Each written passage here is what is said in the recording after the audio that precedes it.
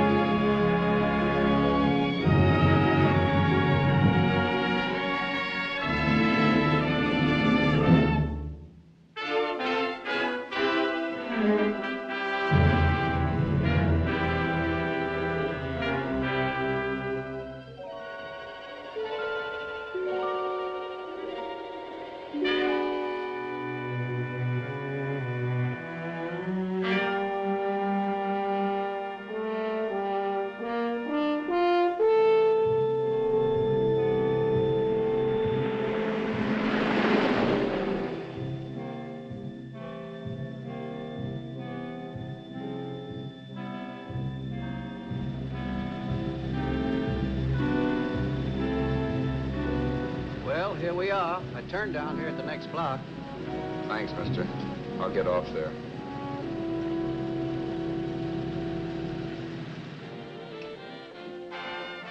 Want anything else? No. Hey, you. Me? Yeah, you. Where you heading? East. Too bad. I thought if you was heading north, I might be able to help you out. I'm pushing the Salt Lake, and I don't like to ride it alone at night. I'm one of those guys that got to talk or I fall asleep. Oh, sure, now my partner, he's got Lou to keep him company, but I ain't got nobody at all. Where you coming from? West. Yeah, sure, I know, but where, L.A.? Maybe. Got a cousin out in L.A. You don't say. Yeah, he's been out. You're not much of a talker, are you? My mother taught me never to speak to strangers. Oh, a wise guy. So what? Okay, don't get sore. Just trying to be sociable, that's all. Hey, Glamorous. You change for a dime, will you?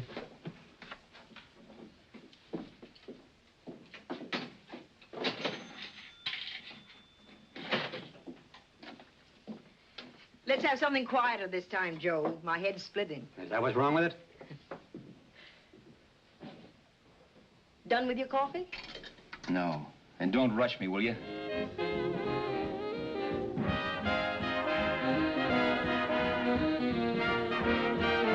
Hey, turn that off. Will you turn that thing off? What's eating you now? Yeah, what's eating you? That music, it stinks. Oh, you don't like it, huh? No, turn it off. Oh, wait a minute, pal. That was my nickel, see? This is a free country, and I play whatever I want to. Okay. Sure, and if you don't like it, you don't have to listen to it. And you can leave here anytime you want to. Okay, I'm sorry I asked. First good piece played tonight and you don't like it. Some people just ain't got any good taste.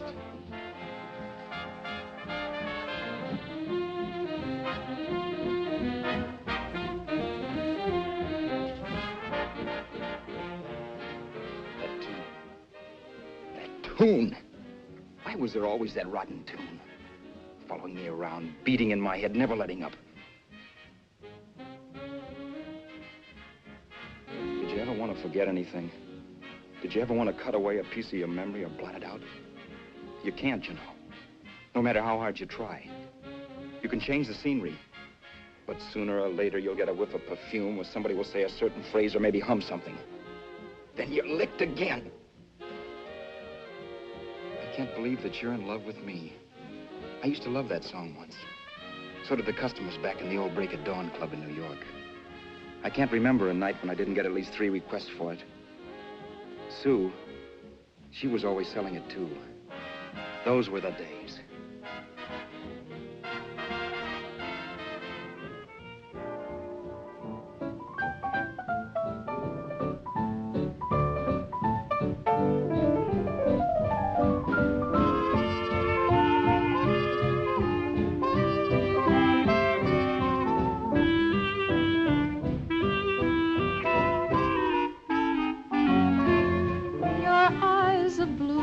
kisses too. I never knew what they could do. I can't believe that you're in love with me. You're telling everyone you know that I'm on your mind each place you go. They can't believe that you're in love with me. I have always placed you far above me. I just can't imagine that you love me. And after all is said and done, to think that I'm the lucky one, I can't believe that you're in love with me.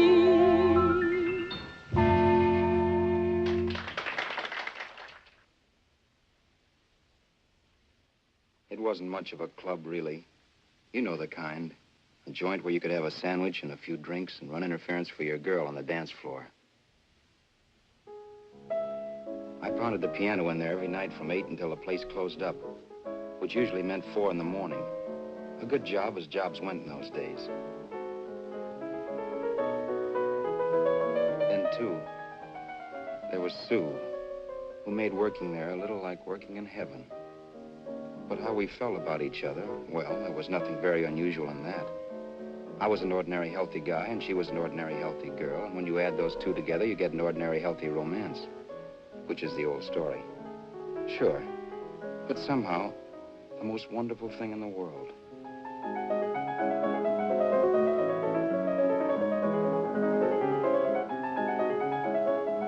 All in all, I was a pretty lucky guy.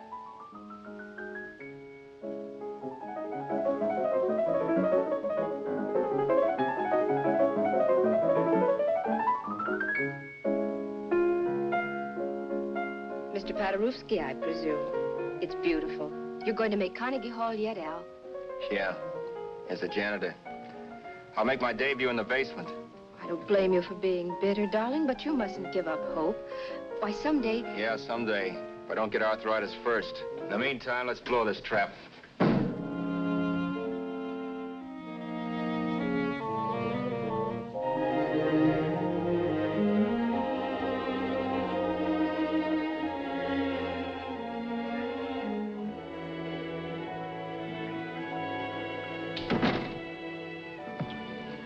Like to get something to eat, hon? Oh, I don't think so, Al. I lose my appetite working in this flea bag. Let's go home. Okay. I can't stand much more of that dump. Did you see that drunk tonight trying to paw me? No, what drunk? Does it matter what drunk? Say, what's the matter with you tonight, darling? That's the third time you started to tell me something and then stopped. We shouldn't have any secrets from each other, Sue. Next week, we're going to make with the ring and the license. You and me will be a team. Yes, that's right. In the Bush League. I don't get you. We've been struck out. It's a funny way to talk, darling. Don't you want to marry me? Al, look, I love you. You know I do, and I want to marry you. But? But not now. Only after we've made good. Sunday, I'm going away. Oh, I know you'll think it's silly. That's why I hesitated to tell you. But I'm going to California. I want to try my luck in Hollywood. That's the most stupid thing I ever heard of. Don't you know millions of people go out there every year and wind up polishing cuspidors? I thought you had better sense. You sound as if you don't think I have any talent. That has nothing to do with it. I'll make out all right. Maybe. But what about me? Doesn't it mean anything to you that you're busting up all our plans? We may not see each other for years? It won't be that long. I thought you loved me. I do. You know I do. Well, here we are. Al, why can't you see my side of it? I'm young. We both are, and we've got all the time in the world to settle down. Really, darling, what I'm doing is the only sane thing to do. I hate the thought of being so far away from you, but we'll be together again someday. Maybe you'll decide to come out too later on. So long. Al, aren't you going to kiss me goodnight? Sure, why not? Good night.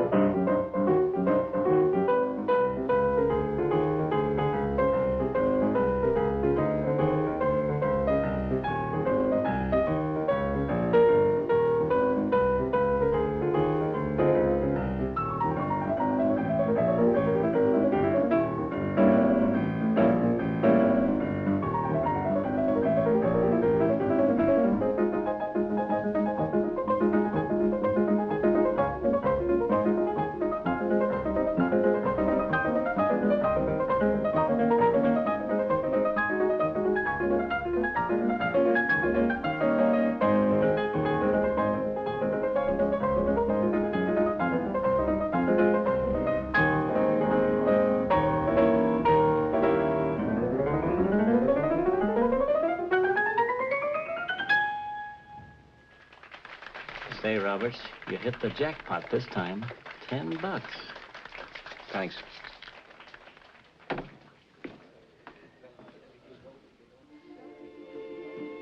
So when this drunk handed me a 10 spot after a request, I couldn't get very excited. What was it, I asked myself? A piece of paper crawling with germs. Couldn't buy anything I wanted. It couldn't... Then I thought of something.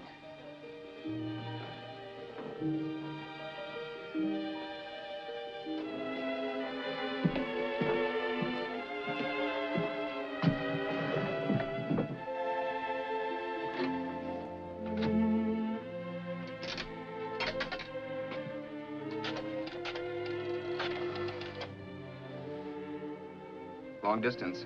I'd like to put a call through to Los Angeles. Miss Harvey. Sue Harvey, Harvey.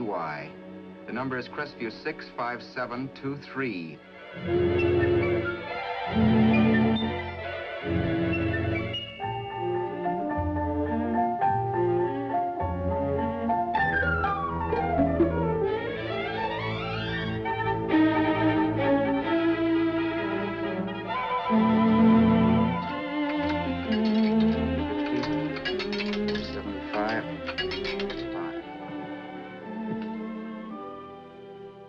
Hello, Sue?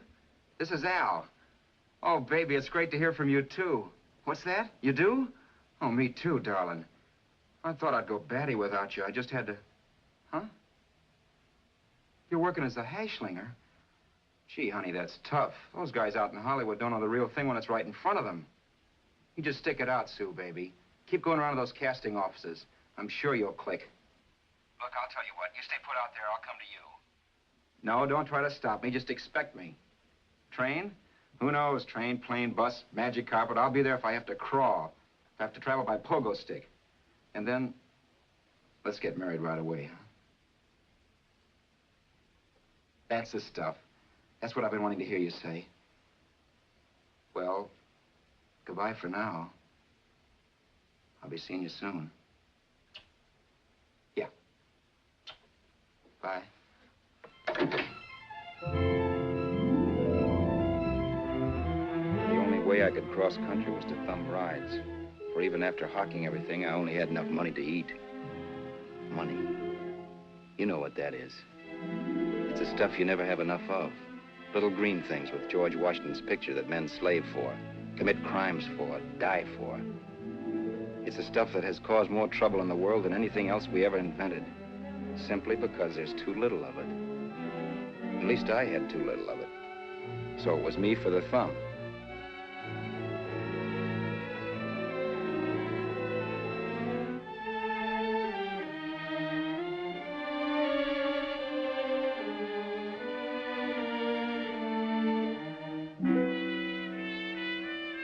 Ever done any hitchhiking? It's not much fun, believe me. Oh, yeah, I know all about how it's an education and how you get to meet a lot of people and all that. But me, from now on, I'll take my education in college or in PS 62, or I'll send $1.98 in stamps for 10 easy lessons.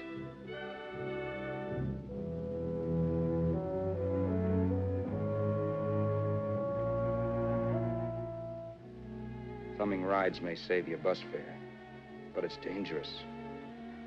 You never know what's in store for you when you hear the squeal of brakes.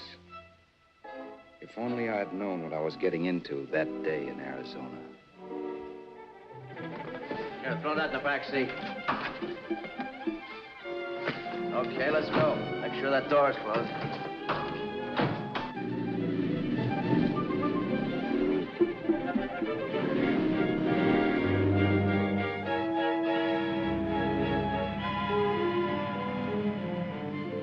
You know, Emily Post ought to write a book of rules for guys thumbing rides. Because as it is now, you never know what's right and what's wrong. We rode along for a little while, neither one of us saying anything. I was glad of that. I never know what to say to strange people driving cars. Then, too, you can never tell if a guy wants to talk.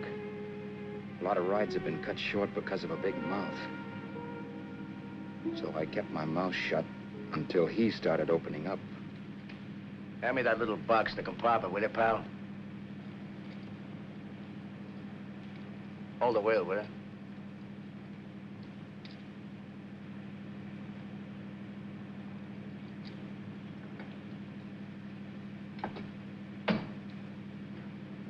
How far are you going? L.A. Well, you're really traveling, aren't you? Yeah, but I don't expect to make it for a couple of years at the rate I've been promoting rides. Not much luck, huh? Sure, all bad. Not many people stop for a guy these days. Afraid of a stick-up, maybe. Well, you can't blame them. Where you coming from? New York? Well, New York. You're in luck this time. I'm going all the way. Right through to Los Angeles. You drive a car? Sure. Whenever you're tired, let me know. I'll holler. I guess at least an hour passed before I noticed those deep scratches in his right hand. They were wicked. 3 puffy red lines about a quarter of an inch apart. He must have seen me looking at them because he said, Beauties, aren't they? They're gonna be scars someday. What an animal. Whatever it was, it must have been pretty big and vicious to have done that. Right on both counts, New York. I was tussling with the most dangerous animal in the world. A woman. She must have been Tarzan's mate. Looks like you lost the bout. It certainly wasn't a draw. You know, there ought to be a law against dames with claws. Yeah. I tossed her out of the car in her ear. Was I wrong? Give a lift to a tomato, you expect her to be nice, don't you? Yeah. After all, what kind of dame son rides? Sunday school teachers? Yeah. A little witch. She must have thought she was riding with some fall guy. And me, who's been booking horses around racetracks since I was 20. I've known a million dames like her. 2 million. Yeah. Stopped the car, opened the door. Take it on the Arthur Duffy sister, I told her. That's the stuff. As I was done, huh? But if you want to see a real scar, brother, get a load of this. What? I got that one dueling. Dueling? Yeah, we're just kidding, of course. My dad owned a couple of Franco-Prussian sabers. Kept them on the wall for decorations. Well, one day, another kid and I took them down when the old man wasn't around. Had a duel. He got me in the arm here. Pretty mean cut. Infection set in later. Yeah, I can see that. Now, give me that box again, will you? Yeah.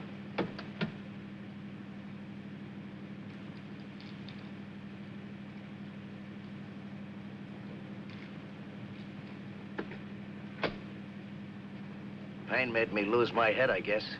Began slashing. Before I knew it, I'd put the other kid's eye out. That was tough. Well, it was just an accident, of course. But you know how kids are. I got scared, decided I was going to run away from home. Old man almost caught me when I was packing my duds. The bloody rag I had wrapped around my wrist hadn't caught his attention. You've seen the bundle for sure. But I beat it when he was phoning for a doctor. That was 15, 16 years ago. I haven't been home since. Pull in there for a bite or something, huh? a bite or something. Brother, was I hungry. I hadn't had anything in my stomach for hours. Yet even with that gnawing in the pit of my belly, I didn't want to be in too big a rush to put on the feed bag. First, I had to make sure this guy knew the score. If I got him down on me, it was goodbye ticket to Hollywood. I'll wait out here for you, mister. If it's the money, don't worry about paying for it. This time it's on me. Well, that's white of you, Mr. Haskell, think nothing of it. You make your first million, maybe you can do the same for me. Come on, New York. I gotta make the West Coast by Wednesday. There's a horse running at Santa Anita named Paradicycle. Means to me if I'm on him. We'll make it all right. He did most of the talking during the half hour we were in the place. I ate. He rambled on about his old man, whom we hadn't heard from since he ran away as a kid. And how he happened to become a bookie. And then all about how he got rooked in Miami. One race, 38 grand. They cleaned out my book. How do you like that? That was tough luck. Yeah, and I'm supposed to be the smart guy. Well, you just wait. I'm going back to Florida next season with all kinds of jack. And you'll watch those stinkers run for cover. Want anything else? No, thanks. I've had plenty.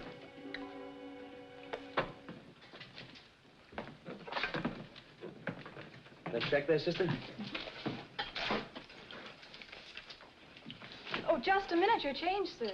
Keep it, sister. Oh, thank you, sir. Call again. I'll be waiting outside for you when you finish work. Sharp check, huh?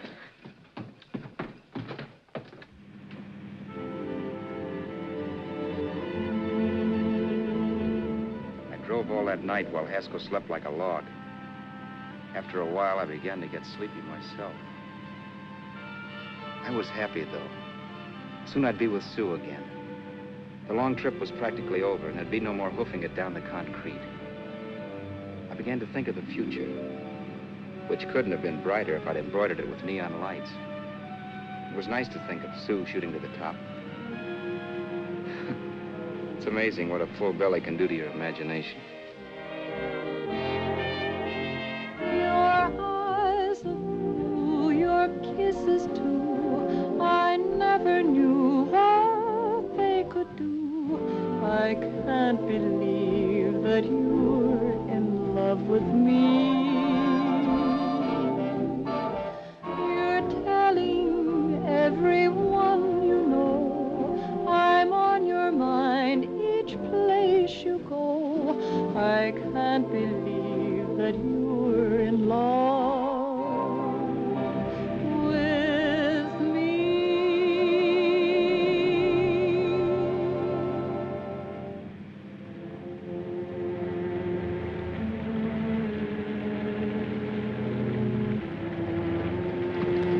Mr. Haskell? Mr. Haskell? Mr. Haskell, wake up, it's raining. Don't you think we ought to stop and put up the top?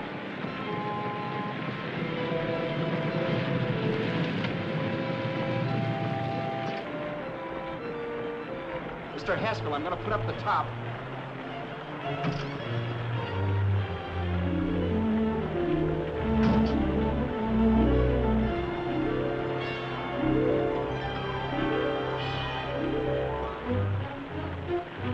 Until then, I had done things my way. But from then on, something else stepped in and shunted me off to a different destination than the one I had picked for myself. For when I pulled open that door... Mr. Haskell, what's the matter? Are you hurt? Are you hurt, Mr. Haskell? Start your sermon. I'll listen to it. But I know what you're gonna hand me even before you open your mouths. You're gonna tell me you don't believe my story of how Haskell died and give me that don't make me laugh expression on your smug faces. I saw at once he was dead, and I was in for it. Who would believe he fell out of the car? Why, if Haskell came too, which of course he couldn't, even he would swear I conked him over the head for his dough. Yes, I was in for it. Instinct told me to run, but then I realized it was hopeless. There were lots of people back down the road who could identify me.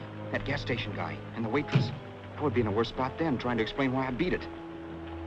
The next possibility was to sit tight and tell the truth when the cops came. But that would be crazy. They'd laugh at the truth. I'm not having my head in a noose. So what else was there to do but hide the body and get away in the car? I couldn't leave the car there with him in the gully. That would be like erecting a tombstone.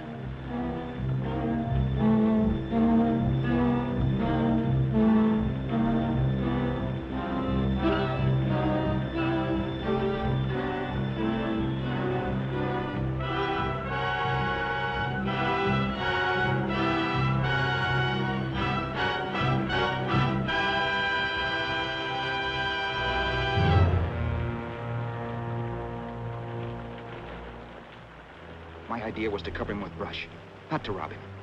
But then I remembered that even if I only drove the car for 100 miles or so, I would need money for gas. Besides, it was stupid of me to leave all that money on a dead man. Not only that, I'd have to take his driver's license in case I was stopped for something. I didn't like to think about it, but by that time I'd done just what the police would say I did, even if I didn't. My clothes. The owner of such an expensive car would never be wearing them. Some cop might pull me in on suspicion.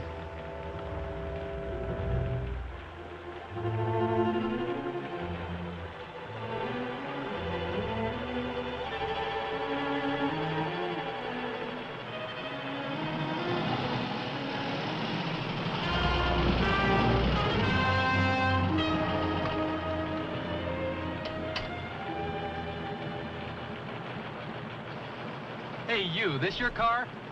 Don't you know better than to leave a car with the wheels halfway in the middle of the road? That's the way accidents happen.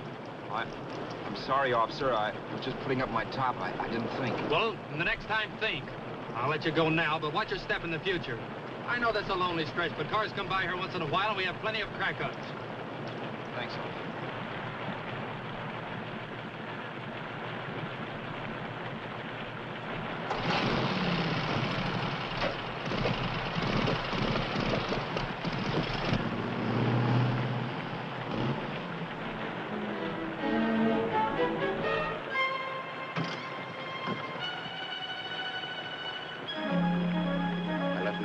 To give me away as Roberts.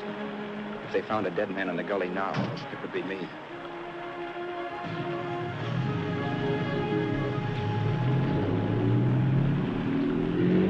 As I drove off, it was still raining. The drops streaked down the windshield like tears. I kept imagining I was being followed and that I could hear sirens back in the distance. Just how long it took me to cover the 60-odd miles to the California state line, I don't know. I lost all track of time. But the rain had stopped and the sun was up when I pulled up to the inspection station. Hello? Carrying any fruits or vegetables? No. Any livestock or poultry? No. I'd like to see your registration and driver's license, please. Anything in the baggage compartment? This baggage. Charles Haskell, Jr., age 30, brown eyes, dark hair. Identifying marks, none. Are you Charles Haskell, Jr.? Yes. Well, remember, if you're employed and you stay over 30 days, you take out California plates. All right, officer, but I'll only be in the state a short while. Right, you can go now.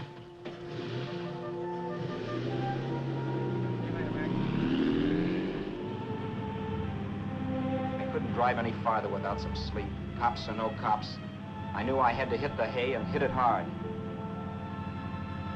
I was dead tired.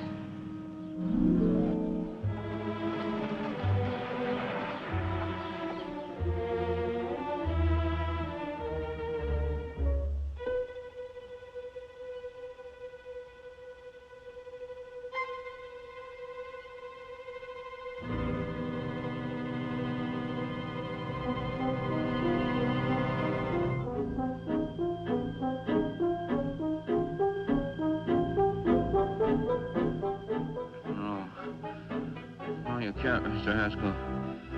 No.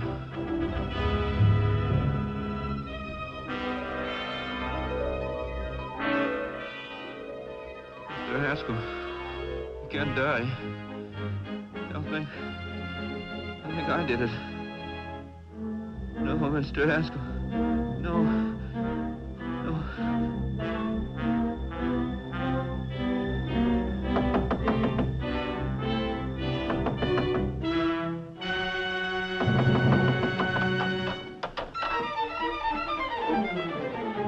Who's there? It's the maid. Can I come in and clean? Later. In a half hour. All right, sir.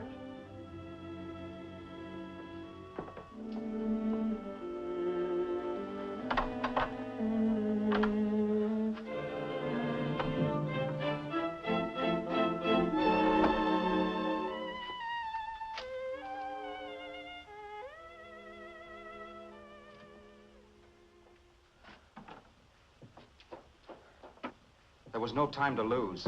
Every minute I had to be Charles Haskell was dangerous. And I'd have to be Charles Haskell until I got to some city where I could leave the car and be swallowed up.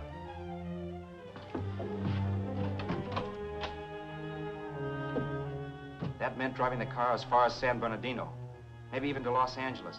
In a little town, I might be noticed, but in a city, I should be safe enough. Then, after I ditched the car, I could go on to Sue. But those 5 minutes at the state line made me realize it might be a good idea to find out a little bit about Mr. Haskell. Then, if anybody asked me questions, I could give the right answers. The first thing I found out was that I had $768. This was a lot of jack, but believe me, it was the kind of money I'd rather not have.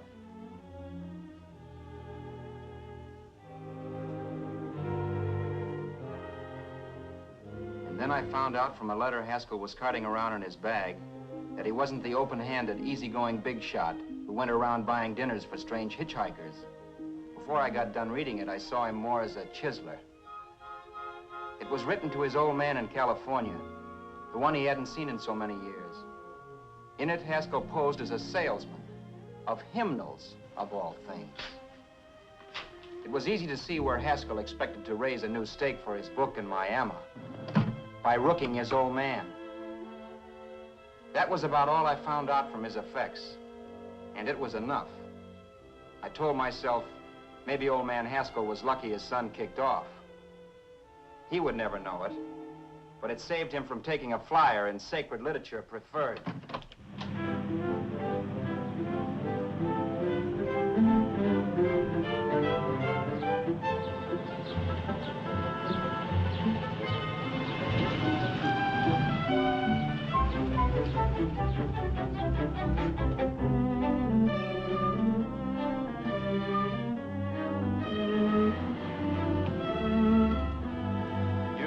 At Desert Center, I pulled up for water.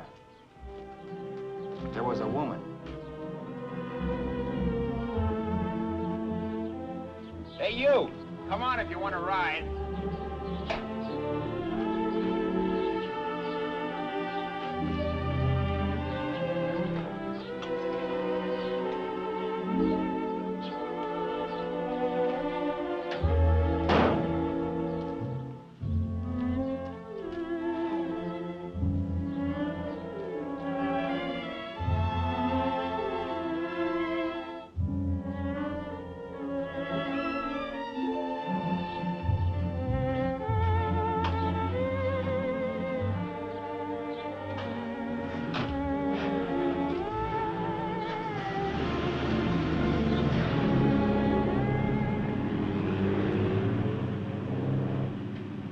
How far are you going?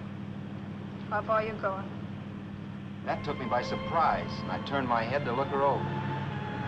She was facing straight ahead, so I couldn't see her eyes. But she was young, not more than 24. Man, she looked as if she'd just been thrown off the crummiest freight train in the world. Yet, in spite of this, I got the impression of beauty. Not the beauty of a movie actress, mind you, or the beauty you dream about when you're with your wife, but a natural beauty. A beauty that's almost homely because it's so real. Then suddenly she turned to face me. How far did you say you were going? Los Angeles? L.A.? L.A.'s good enough for me, mister. That's what I was afraid of. What'd you say? Oh, nothing, just thinking out loud. People get in trouble for doing that. What's your name? You can call me Vera if you like. You live in Los Angeles? No. Where are you coming from? Oh, back there. Needles? No. Oh, sure, Phoenix. You look just like a Phoenix girl. Are the girls in Phoenix that bad? The girl must have been pretty tired, because she fell asleep not 20 minutes after she stepped into the car. She lay sprawled out with her head resting against the far door, like Haskell. I didn't like that part of it much, but I didn't wake her up. It wasn't that this girl still worried me. I'd gotten over that funny feeling I had when she looked at me, which I put down as just my jangled nerves. With her eyes closed and the tenseness gone out of her, she seemed harmless enough. And instead of disliking her, I began to feel sorry for her. The poor kid probably had had a rough time of it. Who was she anyway? And why was she going to Los Angeles? And where'd she come from in the first place? The only thing I knew about her was her name. Not that it made any difference. A few hours more and we'd be in Hollywood. I'd forget where I parked the car and look up Sue. This nightmare of being a dead man would be over. Who this dame was, well, it was no business of mine. Where did you leave his body? Where did you leave the owner of this car? You're not fooling anyone. This buggy belongs to a guy named Haskell. That's not you, mister. You're out of your mind. That's my name, Charles Haskell. I can prove it. It's my driver's Save license. yourself the trouble, mister. Having Haskell's wallet only makes it worse. It just so happens I rode with Charlie Haskell, all the way from Louisiana. He picked me up outside of Shreveport. You rode? You heard me. Then it all came back to me. All the talk about dueling and scars and scratches. There was no doubt about it. Vera must be the woman Haskell had mentioned. She must have passed me while I slept. Well, I'm waiting. My goose was cooked. She had me. That Haskell guy wasn't dead yet. He wasn't stretched out stiff and cold in any Arizona gully. He was sitting right there in the car, laughing like mad while he haunted me. Well? There was nothing I could say. It was her move. Vera, whatever her name was, it was just my luck picking her up on the road. It couldn't have been Helen, or Mary, or Evelyn, or Ruth. It had to be the very last person I should ever have met. That's life. Whichever way you turn, fate sticks out a foot to trip you.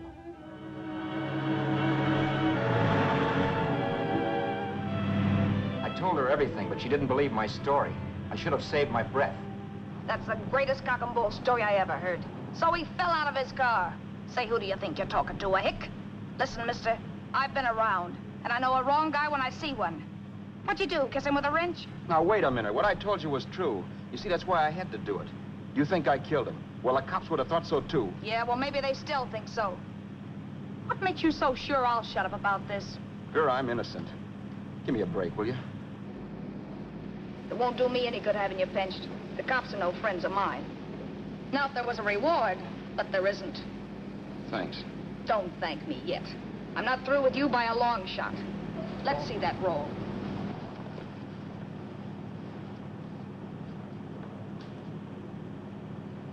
Is that all Haskell had? Isn't it enough? No, I thought he had more. Not that I know of. You can search me if you think I'm holding out on you. Well, maybe I will at that. He told me he was going to bet $3,000 on a horse named Paradisical on Wednesday at Santa Anita.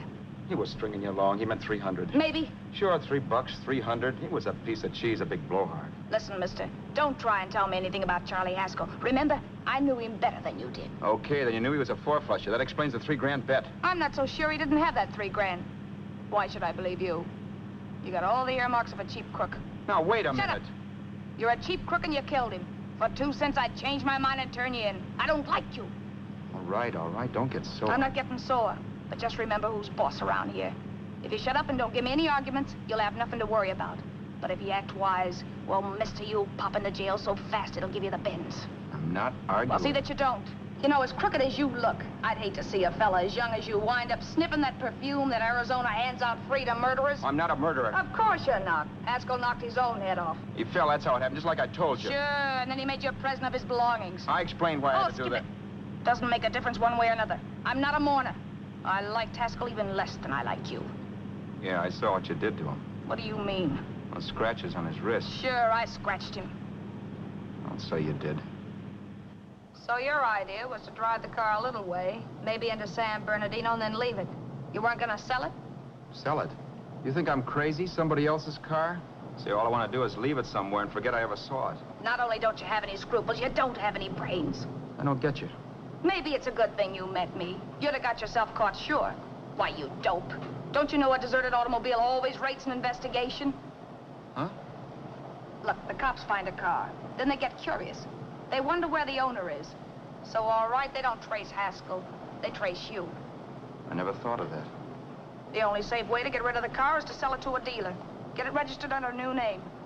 Say, stop at the next store. I want to get a bottle and do some shopping before we hit L.A. Okay. As soon as we find a place, I'll drop you off and pick you up later. Nothing doing. You're coming in, too. From now on, you and I are like the Siamese twins. Have it your way, but I don't get the point. The point is, I don't want you to get lost. I'm not going to beat it if that's what you're afraid of. I'll say you're not. Well, I'm going to see that you sell this car so you don't get caught. Thanks. Of course, your interest wouldn't be financial, would it? You wouldn't want a small percentage of the profits. Well, now that you insist, how can I refuse? 100% will do. Fine. I'm relieved. I thought for a moment you were going to take it all. I don't want to be a hog. A few hours later, we were in Hollywood. I was recognizing places Sue had written about. It struck me that far from being at the end of the trip, there was a greater distance between Sue and me than when I started out. Vera wasn't kidding with that Siamese twins crack. She rented a little apartment as Mrs. Charles Haskell. When I objected to this, she explained that it was on account of the car.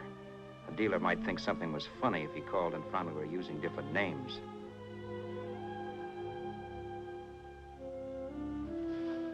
Home, sweet home. Yeah. Not bad either.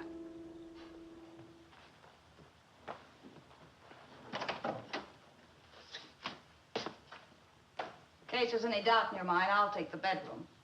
Yeah. Sure is stuffy in here.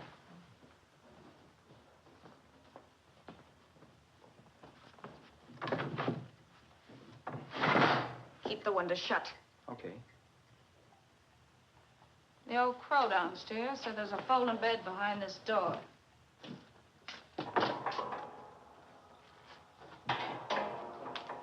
You know how to work it? I invented it. Some joint. One can't have everything.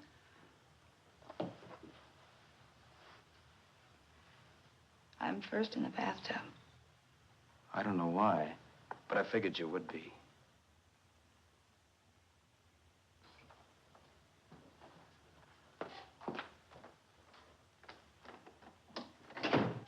Boy, oh boy. It sure feels good to be clean again. I must be 10 pounds lighter. You must be. Well, hitching rides isn't exactly the way you keep your schoolgirl complexion. I wish that guy with the sax would give up. Gets on my nerves. Forget it. Have a drink. Aren't you afraid I might take you up on it? If I didn't want to give you a drink, I wouldn't have offered it. Why be a sorehead, Roberts? You got yourself into this thing. You should be grateful I'm not turning you in. Why, if I wasn't regular, you'd be in the pen this minute, being photographed, fingerprinted, and being pushed around by the cops. So cheer up. Get rid of that long puss. Or is your conscience bothering you?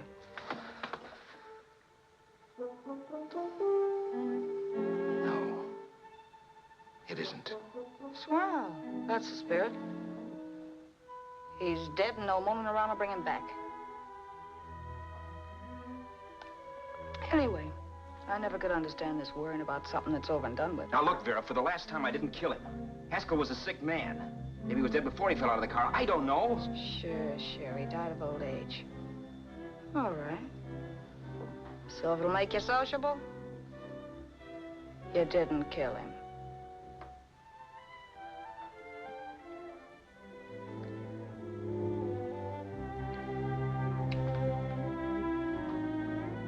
Thanks.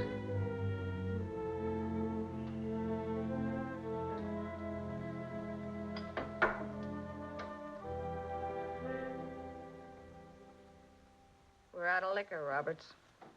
Yeah. Too bad. I felt like getting tight tonight. Well, I think you succeeded. Am I tight? As a prima donna's corset. That's good. I wanted to get tight. Why? What have you got to get tight about? Oh, I don't know. Few things. You should have my worries. If I had your troubles, I'd stay sober. And I've got the key to that door. Yeah. Maybe you're right. I'm always right. You know, I don't like your attitude, Roberts. Well, there's a lot of things I don't like. Sure. But life's like a ball game. You gotta take a swing at whatever comes along before you wake up and find it's a ninth inning. I bet you read that somewhere. That's the trouble with you, Roberts. All you do is bellyache. But taking it easy and, well, trying to make the best of things. But maybe that's what's wrong with the whole world. Get the professor. People knock themselves out trying to buck fate. Now, take you, for instance. You're lucky to be alive. Why, suppose Haskell had pulled open your door. You'd be playing a harp now. Think of that. You think of it. I'm tired of thinking. There's plenty of people dying this minute. I would give anything to trade places with you. I know what I'm talking about. I'm not so sure. At least they know they're done for. They don't have to sweat blood wondering if they are. Your philosophy stinks, pal. We all know we're going to kick off someday. It's only a question of when. But what's got us on this subject anyway? We'll be discussing politics next. Yeah. Where'd you hide the butts? On the table, sucker.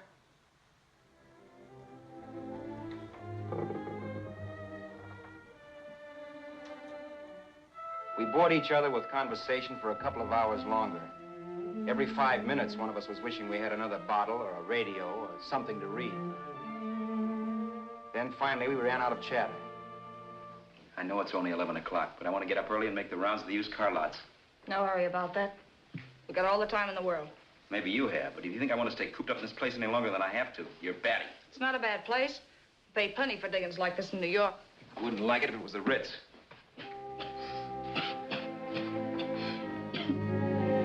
Rotten liquor. You got a mean cough. Want to do something about it. I'll be all right. That's what Camille said. Who? Nobody you know. Wasn't that the dame that died of consumption? Yeah. Wouldn't it be a break for you if I did kick off? You'd be free with all Haskell's dough and car. I don't want to see anybody die. Not even me. Especially not you. One person died of me. If you did, well, that's all I need. You don't like me, do you, Roberts? Like you. I love you. My favorite sport is being kept prisoner. After we sell the car, you can go to blazes for all I care, but not until then.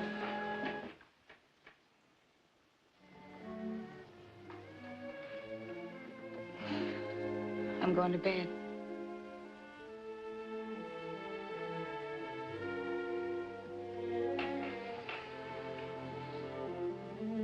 Good night, Roberts. Don't try and sneak away during the night. All the doors are locked. Anyway, if I find you gone in the morning, I'll notify the police. They'll pick you up. Don't worry, I know when I'm in a spot. Well, good night. I hope that portable rack isn't too uncomfortable for you. Don't lose any sleep over it, will you, Vera?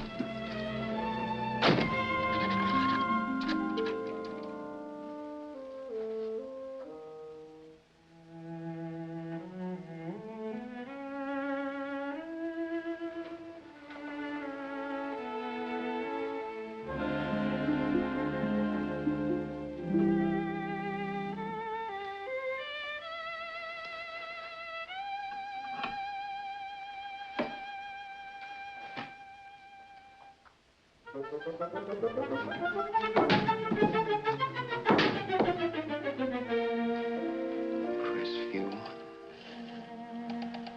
6, 5, 7, 2, 3. Hello? Hello? Hello? Hello?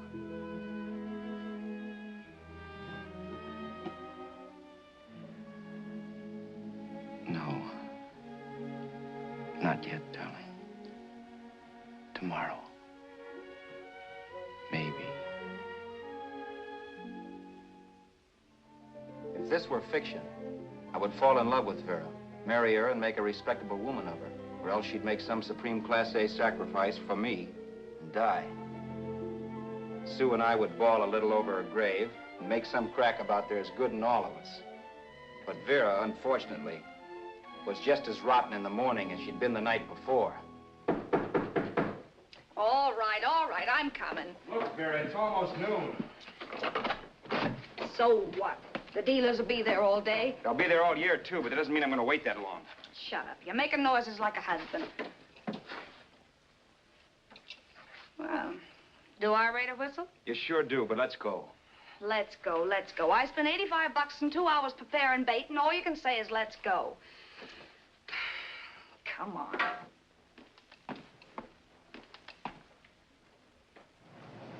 We passed a few used car lots last night down this way. What do you think we can get for this heap? I don't know. Plenty. You just let me handle everything. Think we can get $2,000? I don't know, but don't worry. I'll squeeze as much out of this guy as I can. If I let it go cheap without a fight, he might think we've stolen the car. And listen, don't make any slips and call me Roberts. That'll cook us. I don't need you to tell me that. You better just sit by and keep your mouth closed. Remember, we're both in the soup if anything happens. Forget it and drive. You're my wife, Vera Haskell. Look, After the deal's closed, let's go back to that place on Hollywood Boulevard where I saw the fur jacket. I want to buy it. After the deal's closed, I'm saying goodbye to you. That's right, I forgot. I guess I'm getting kind of used to you. Well, that's a habit you can start breaking. Let's try this place in the middle of the block.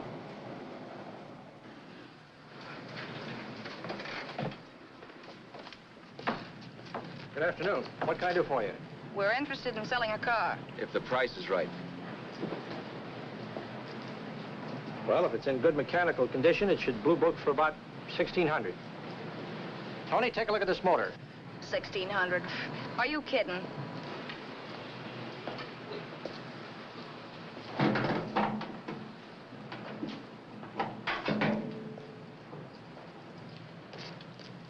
Well, maybe $1,850. Before I let it go for $1,850, I'll wreck it and collect the insurance first.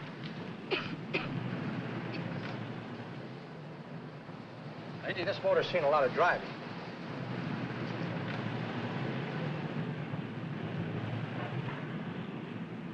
Well, the mechanic inspected the car.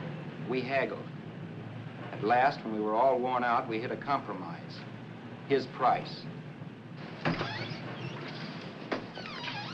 Okay, it's a deal. All right, come in, we'll sign the papers. I have the ownership papers right here with me. Look, Vera, in the meantime, will you clean out the dash compartment? There may be some stuff in it. All right, darling. 1,850 bucks. That dirty crook.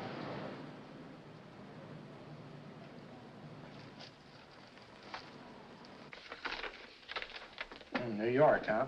Yeah. But you bought the car in Miami? Yeah. Well, now let's see about the insurance. We can either have it transferred or canceled. What kind of insurance do you have, Mr. Haskell? Well, aren't all the papers there? I don't see any. Surely you know what type of insurance you carry in the car. The name of the company? Yeah, but, Well, if you'll just tell me the name of the company, I'd be very glad to take care of all the details. well, Did you sign the papers yet? not yet. Well, don't. We're not selling the car. Oh, wait a minute, Miss Haskell. Come on, darling. What's the matter? You changed your mind? Yes, I'm sorry. I guess I have. But, Vera... Let's go.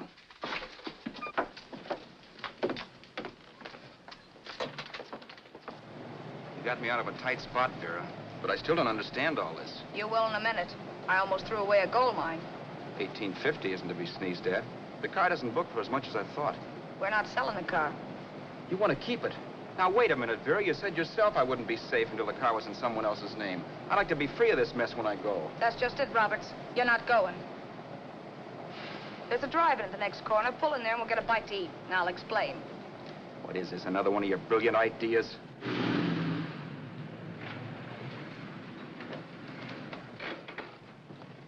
Oh, can I take your order? Make mine a ham sandwich and coffee. And for you, sir? Oh, I don't care. The same. Thank you.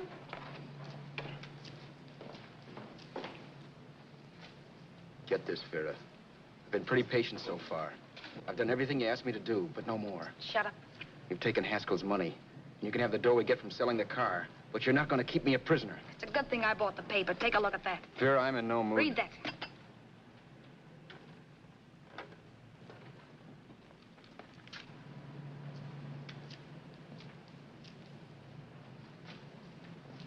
No.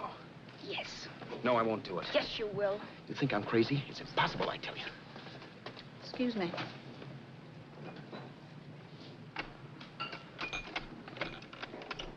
Blow the horn when you're through.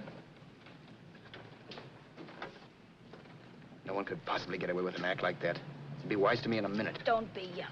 You look enough like him. The same coloring and the same build.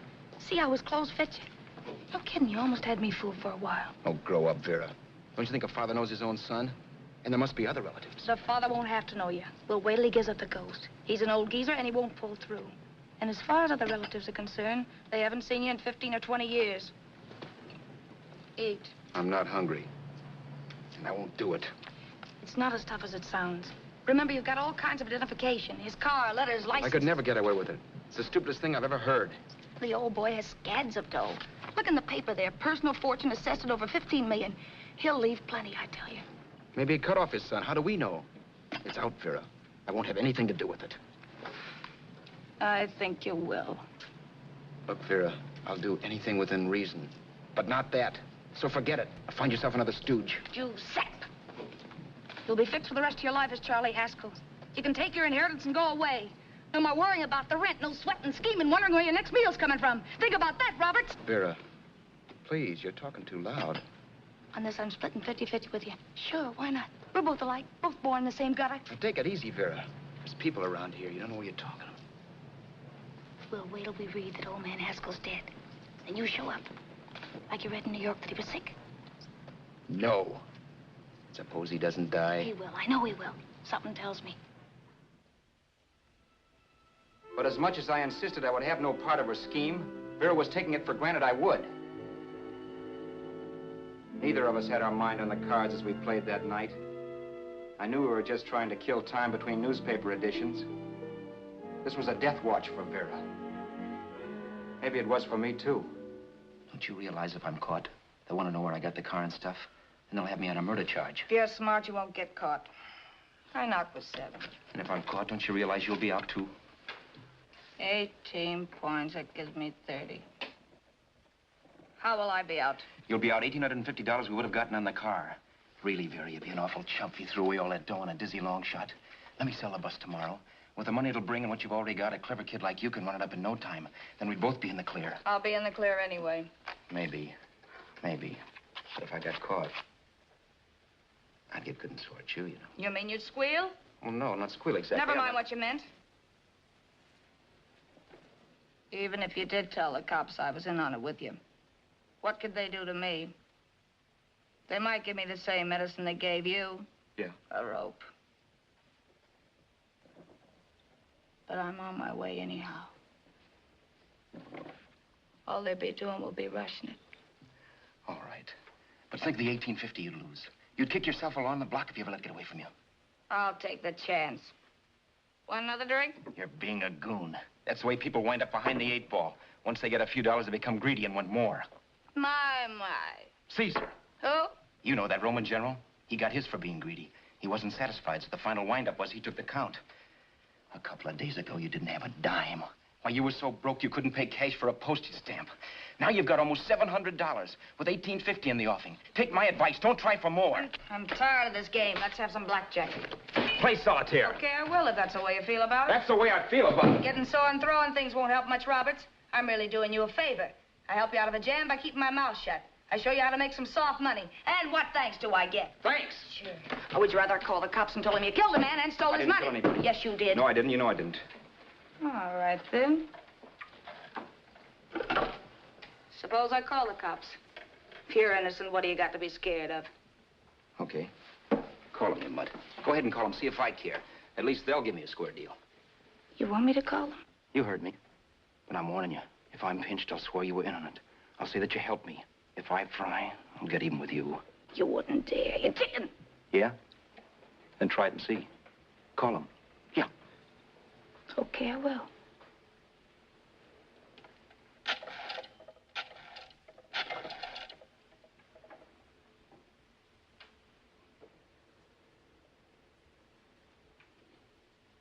Information?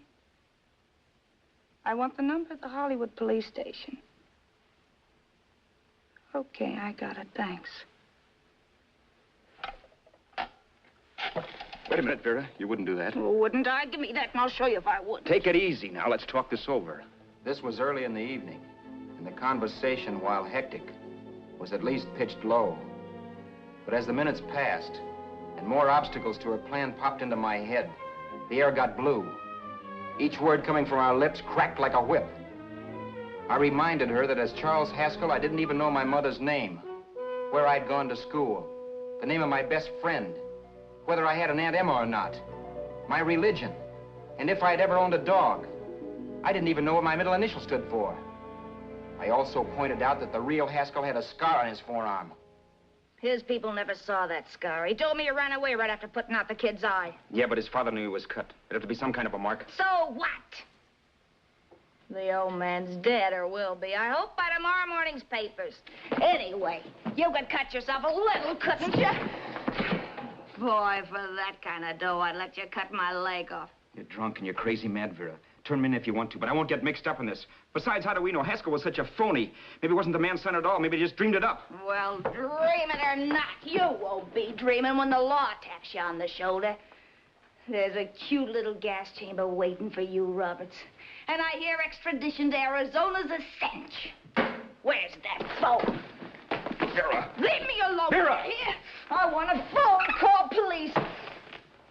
I hate you, yellow stinker. You leave me alone. I'll let you alone when you promise to leave the phone where it is. You're drunk. You don't know what you're doing. You're hurting me. Will you promise?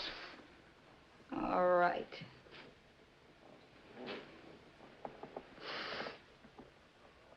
You hurt me.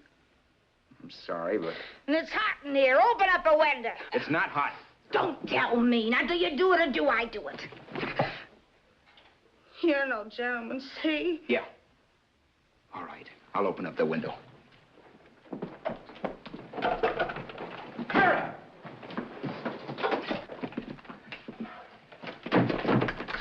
Vera, open the door. Please open the door. Vera, open the door. Don't use the phone. Listen to me. I don't like you, Roberts. You're no gentleman, see? You hurt my hand, and I'm going to get even with you. If you don't open the door, I'm going to kick it down, Vera. Vera, don't call the cops. Listen to me. I'll do anything you say. Vera, let me in. I'll break the phone.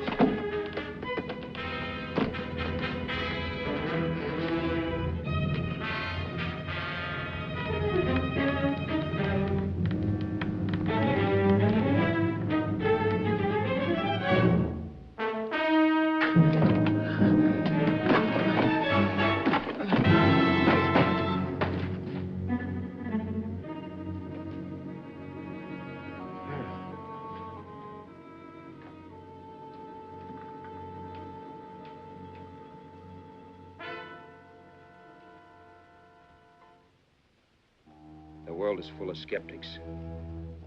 I know. I'm one myself. In the Haskell business, how many of you would believe he fell out of the car? And now, after killing Vera without really meaning to do it, how many of you would believe it wasn't premeditated? In a jury room, every last man of you would go down shouting that she had me over a barrel and my only out was force. The room was still. So quiet that for a while I wondered if I had suddenly gone deaf. It was pure fear, of course. And I was hysterical. But without making a sound. Vera was dead. And I was her murderer. Murderer. What an awful word that is. But I'd become one. I'd better not get caught. What evidence there was around the place had to be destroyed. And from the looks of things, there was plenty. Looking around the room at things we'd bought was like looking into the faces of 100 people who'd seen us together and who remembered me. This was the kind of testimony I couldn't rub out. No. I could burn clothes and hide bottles for the next 5 years. There'd always be witnesses. The landlady, for one. She could identify me. The car dealer, the waitress in the drive-in, the girl in the dress shop, and that guy in the liquor store. They could all identify me. I was cooked. Done for. I had to get out of there. While once I'd remained beside a dead body, planning carefully how to avoid being accused of killing him, this time I couldn't. This time I was guilty. Knew it. Felt it. I was like a guy suffering from shock. Things were whirling around in my head. I couldn't make myself think right. All I could think of was the guy with the saxophone and what he was playing. It wasn't a love song anymore. It was a dirge.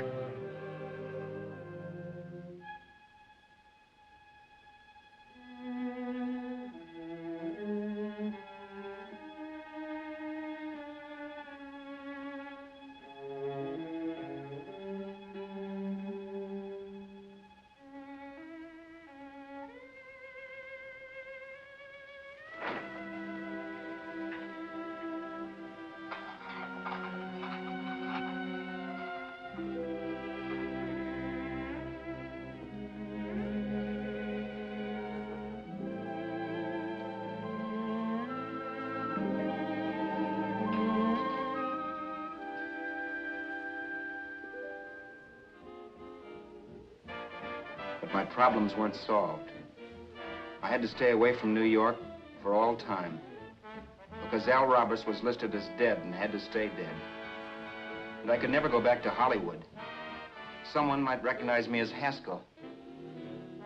Then, too, there was Sue. I could never go to her with a thing like this hanging over my head. All I could do was pray she'd be happy.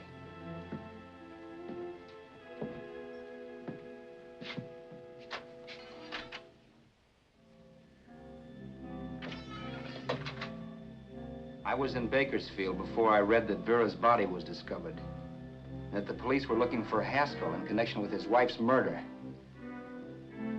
Isn't that a laugh? Haskell got me into this mess, and Haskell was getting me out of it. The police were searching for a dead man. I keep trying to forget what happened, and wonder what my life might have been if that car of Haskell's hadn't stopped.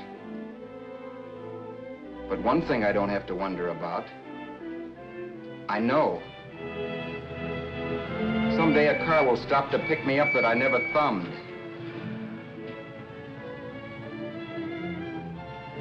Yes. Fate, or some mysterious force, can put the finger on you or me for no good reason at all.